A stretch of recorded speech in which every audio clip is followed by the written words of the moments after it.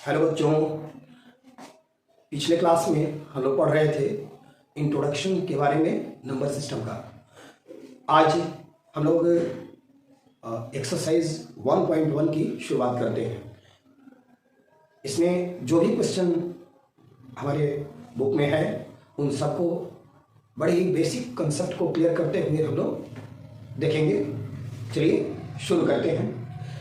एक रिकॉल करते हैं जो पीछे हम लोग पढ़े थे नेचुरल नंबर के बारे में कि नेचुरल नंबर क्या है। तो किसी भी जो पूरी वस्तु की गिनती करने के लिए जिस अंक का प्रयोग किया जाता है वो नेचुरल नंबर है।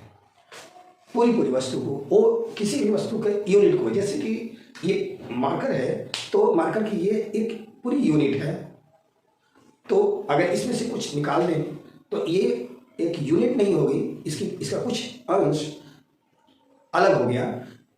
और जब इस तरह हमने लगा दिया तो ये मार्कर पूरा एक यूनिट हो गया। तो इस तरह से कोई भी बॉडी के ऑब्जेक्ट के पूरी यूनिट को काउंट करने के लिए हम लोग नेचुरल नंबर का प्रयोग करते हैं। और वो शुरू होता है 1 से, 1 से शुरू होकर 1 2 3 4 ऐसे कुछ भी हो, 5 6 7 ये सब डॉटेड अनंत तक चले जाए तो ये सभी नेचुरल नंबर है। अब नेचुरल नंबर में इसको हम लोग ऐसे घेर दे रहे हैं। ये नेचुरल नंबर का हम ले लिए कि नेचुरल नंबर है 1 2 3 4 5 6 7 8 9। अब इसमें अगर 0 इंक्लूड करें, इसको लिख देते हैं नेचुरल नंबर n। अगर इसमें 0 इंक्लूड कर दें तो इस तरह से हमारा ये जो सेट बनेगा ये क्या हो जाएगा, ये हो जाएगा होल नंबर का। ये होल नंबर कहलाएगा, यानी कि होल नंबर में हमारा नेचुरल नंबर भी, होल नंबर के अंदर नेचुरल नंबर तो आ ही जाएगा, एक 0 भी एडिशनल उसमें इंक्लूड हो जाएगा। तो इस तरह से हमारा नेचुरल नंबर से बड़ा फैमिली हुआ होल नंबर का। अब यदि इस होल नंबर में भी अगर कुछ नेगेटिव नंबर्स को भी अगर इंक्लूड कर लें, 1 -2 -3 -4 -5 -25 -125 etc, कुछ भी नंबर नेगेटिव और पॉजिटिव सबको ले लेते हैं तो इन सबको मिला के हमारा एक फैमिली बनता है जिसको हम कहते हैं इंटीजर।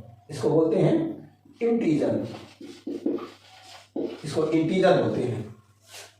इंटीजर में क्या हो गया, हमारा ये नेचुरल नंबर भी आ गया, ये होल नंबर भी आ गया और उसके अलावे -1 -2 -3 -4 यानी नेगेटिव नंबर भी, नेचुरल का नेगेटिव भी उसमें इंक्लूड हो गया। तो इस तरह से उससे बड़ा परिवार हो गया, फैमिली हो गया हमारे इंटीजर का। अब इसके भी आगे बात करें तो ये कुछ ऐसे भी नंबर्स हमारे पास हो सकते हैं जो कि नंबर लाइन पर देखने को मिलते हैं, जिनसे कि पूरी यूनिट को नहीं काउंट करते, मतलब पूरा भी काउंट हो सकता है और उसका जो पार्ट है उसको भी हम लोग काउंट करते हैं। यानी कि जैसे हमने एग्जांपल लिया इस मार्कर का कि मार्कर अगर इस तरह कैप लगा हुआ है तो ये पूरा यूनिट है, इसमें से कुछ अंश हमने तोड़ लिया तो इस तरह से ये इसका एक पार्ट हुआ ये, और ये भी एक अलग पार्ट हुआ। अगर इनकी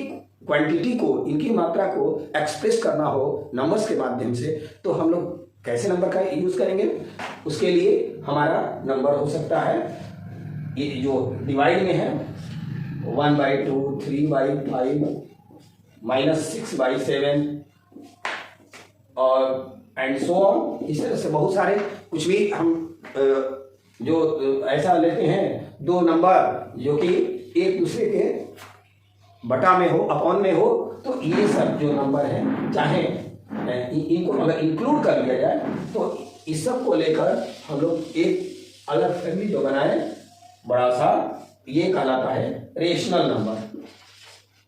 रेशनल नंबर ये क्या कहलाता है, रेशनल नंबर। तो ये रेशनल नंबर में क्या हो गया कि हमारा नेचुरल नंबर भी इंक्लूड है, होल नंबर भी इंक्लूड है, इंटीजर भी इंक्लूड है और हमारा रेशनल नंबर जो ये फ्रैक्शन में है P अपॉन Q के रूप में है, इसमें हम ऐसे लिख भी देते हैं रेशनल नंबर P अपॉन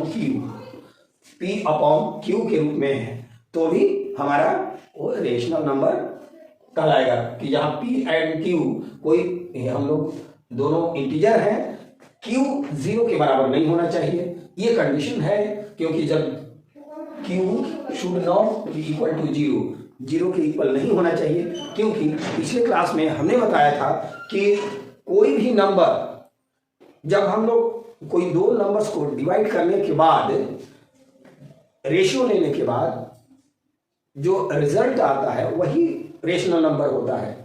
अगर हम 0 से किसी भी नंबर में, अगर 0 से सपोज कर लेते हैं 5 है, 5 में 0 से अगर हम डिवाइड करते हैं तो ये कभी भी इसका हमको क्वोशंट नहीं प्राप्त होगा, हमको क्वोशंट नहीं मिल सकता है, क्योंकि ऐसा कोई भी डिफाइंड नंबर नहीं हो सकता है जिसमें कि हम 0 से मल्टीप्लाई करें तो 5 आ जाए।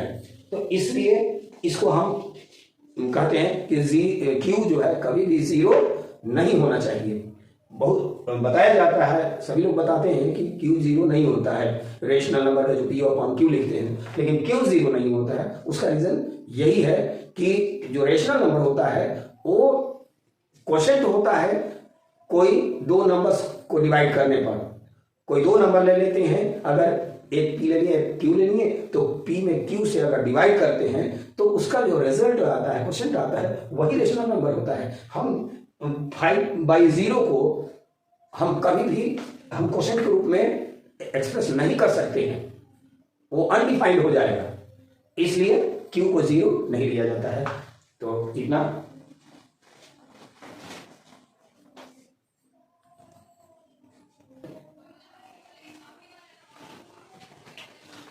हाँ तो बच्चों, अभी हमने पिछले स्लाइड में रिकॉल किया था कि पिछले क्लास में हम लोग क्या क्या पढ़े थे रेशनल नंबर के विषय में। अब हम लोग एक्सरसाइज 1 शुरू कर रहे हैं। उसका पहला क्वेश्चन है, is 0 a rational number?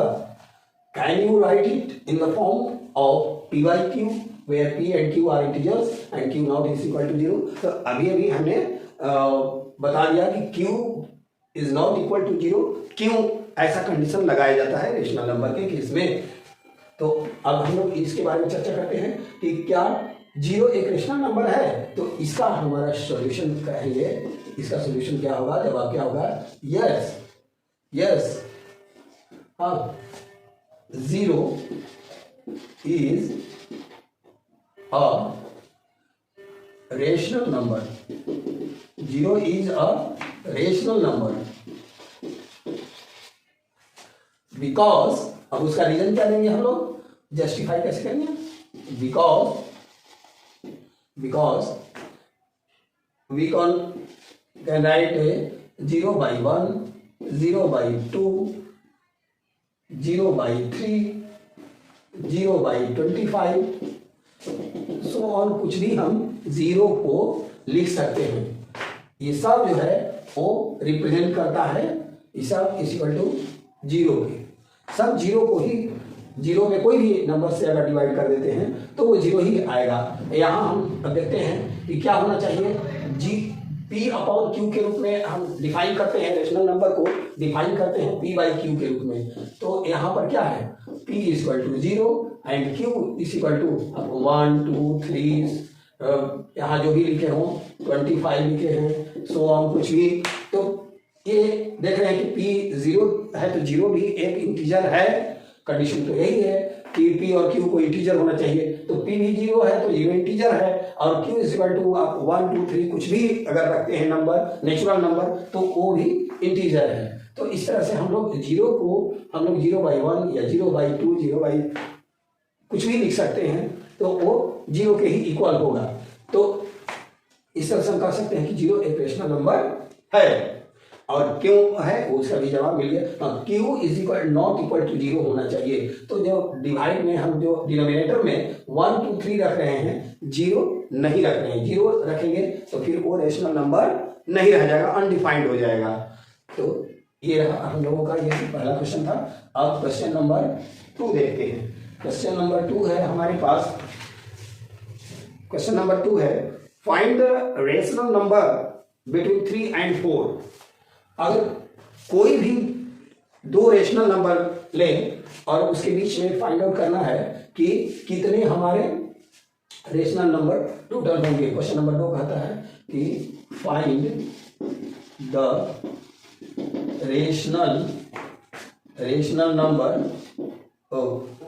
Find the 6 rational number, यहाँ कहा है 6 रेशनल नंबर बिटवीन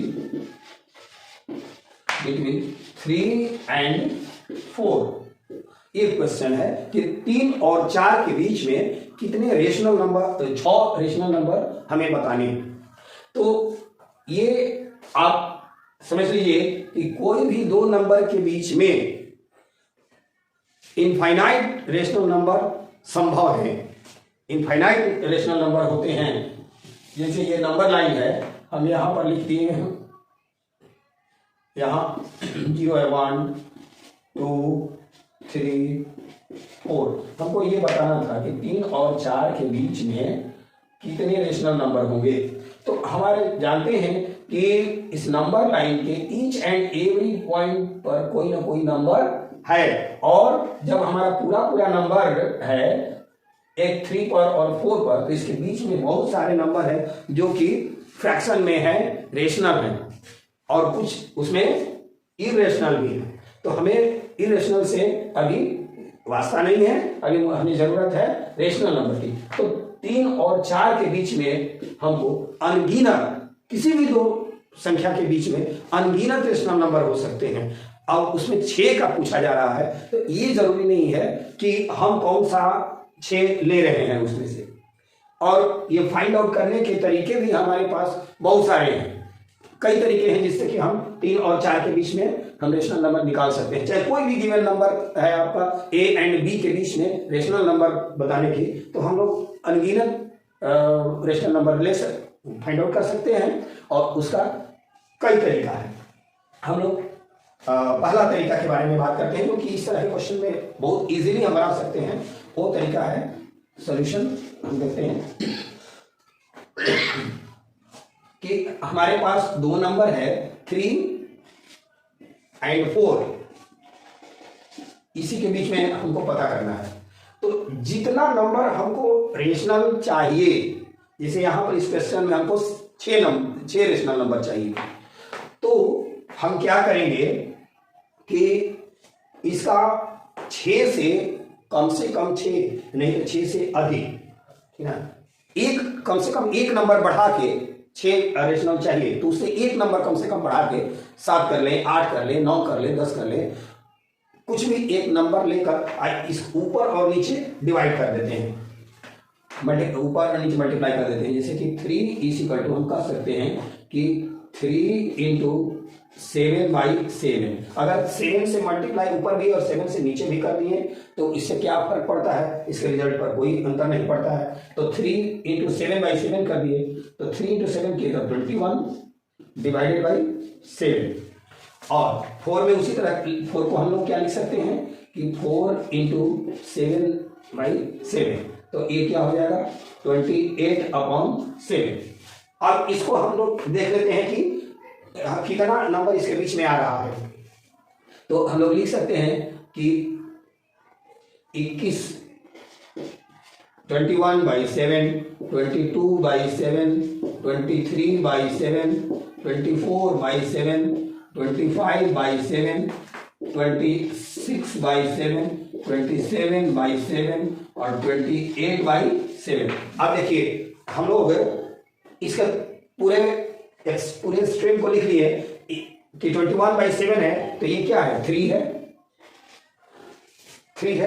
7 3 21।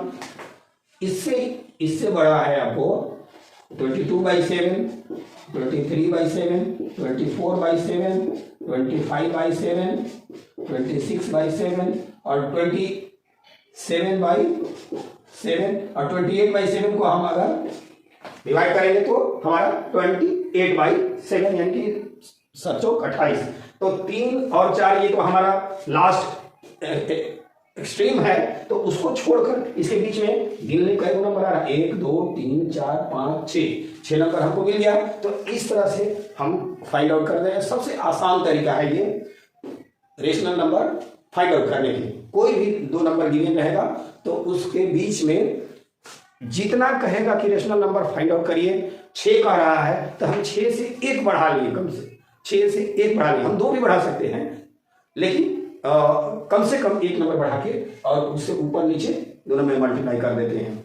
तो इस तरह से हमारा नंबर फाइंड आउट हो जाता है। जरा इसको नोट डाउन कर लीजिए।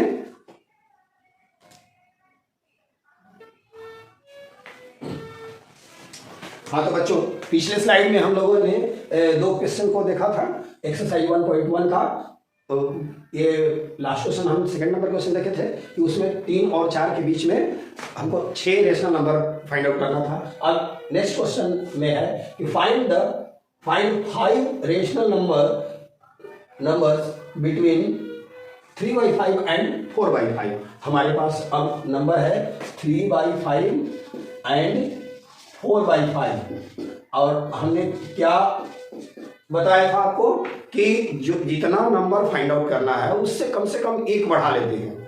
तो 1 बढ़ा के हम 6 से इसके न्यूमरेटर और डिनोमिनेटर में मल्टीप्लाई कर देते हैं। हम 3/5 को लिख सकते हैं 3/5 is equal to 3 × 6 divided by 5 × 6।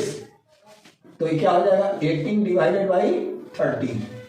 और उसी तरह 4/5 दूसरा नंबर क्या है 4/5। इसको हम क्या लिख सकते हैं कि 4 × 6 डिवाइडेड बाई 5 × 6, यानी कि 6 4 या 24 डिवाइडेड बाई 30। तो अब हम इसके बीच में हम लिख लेते हैं इसको, यहां से शुरू करके यहां तक, यानी कि 18 divided by 30, 19 divided by 30, 20 divided by 30, 21 divided by 30, 22 divided by 30, 23 divided by 30 and 24 divided by 30। हम लोग अगर यहाँ से सबका डिनोमिनेटर सेम है तो जाहिर है कि 18/30 से बड़ा होगा 19/30, उससे बड़ा होगा 20/30, उससे बड़ा 21/30, 22/30, 23/30 और 24/30। अब हम चूंकि 18/30 को ही हम लोग इसको लिख सकते हैं कि 3/5, 6 से कटाए थे, यानी 3/5 ये हो जाएगा 19/30। जो कहते हो लिखते चले जाइए 20/30, 21/30, 22/30, 23/30, और ये हो जाएगा आपका 4/5, यानी 6 चौक 24, 36। तो वही हमारा यानी कि 3/5 से लेकर 4/5 के बीच में हमको नंबर मिल गए 1 2 3 4 और 5। तो इस तरह से ये हमारा जो 5 रेशनल नंबर हो गए 3/5 और 4/5 के बीच। तो मुझे उम्मीद है आप ये बात समझ गए होंगे। अब इसके बाद नेक्स्ट क्वेश्चन है कि उसको हम लोग डिस्कस कर लेते हैं। ऐसे state whether the following statement are true or false and give reason for your answer। तो आंसर का हमको जस्टिफाई भी करना है सही है या गलत। पहला क्वेश्चन है क्वेश्चन नंबर 4। क्वेश्चन नंबर 4 इसमें क्या है, every natural number is a whole number. तो yes, every natural number is whole number. उसका पहला नंबर क्वेश्चन का जवाब होगा यस। क्यों यस? क्यों? क्योंकि अभी थोड़ा देर पहले हम लोग अभी पढ़े हैं कि फर्स्ट स्लाइड में कि नेचुरल नंबर, सभी नेचुरल नंबर होल नंबर होते हैं, उसका फैमिली बनाकर हमने उसको डिस्कस किया था। तो कर सकते हैं कि एवरी, तो इसका जवाब हो जाएगा यस।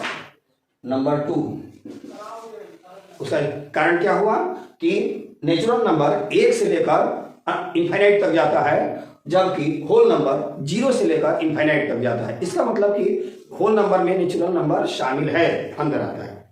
दूसरा है every integer is a whole number. तो every integer is a whole number. No, ये सही नहीं है। ये वाला, अब ये उसमें ट्रू फॉल्स का रहता तो ट्रू लिखिए, इसको फॉल्स लिखिए,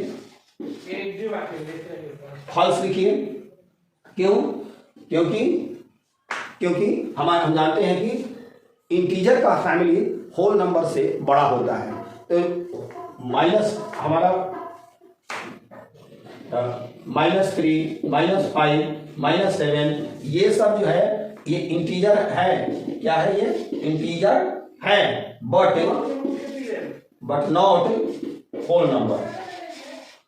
जितने भी नेगेटिव नंबर हैं, नेगेटिव इंटीजर हैं, वो होल नंबर नहीं हो सकते हैं। तीसरा और लास्ट वन है कि every rational number is a whole number. Every rational number, every integer is a whole number, every rational number is a whole number. तो ये भी गलत है, ये भी तीसरा थर्ड वन वाला भी फॉल्स है, फॉल्स है। क्यों? क्योंकि इंटीजर हमको रेशनल नंबर तो और भी बड़ा फैमिली हो गया, जिसमें कि नेगेटिव रेशनल नंबर में आपको हम लोग अभी पीछे देखे थे कि रेशनल नंबर में क्या क्या हमको शामिल है, -2, -3, -5, -2/7, -5/7 या 10/17, कुछ भी एक फ्रैक्शन वाला भी शामिल है इसमें, और इंटीजर वाला भी है। रेशनल में सब आता है, लेकिन होल नंबर में जो होगा आपका, होल नंबर में क्या होता है, वो केवल natural number including with zero. तो जीरो और केवल पॉजिटिव नंबर आते हैं, जबकि इसमें आपका रेशनल नंबर में पॉजिटिव होता है, नेगेटिव होता है और फ्रैक्शन भी होता है। तो इसलिए ये फॉल्स है। तो इस तरह से हम लोग फर्स्ट चैप्टर को एक्सरसाइज 1.1 को हम लोग सॉल्व कर लिए। अब नेक्स्ट अगले क्लास में हम लोग आगे पढ़ेंगे decimal representation of rational number.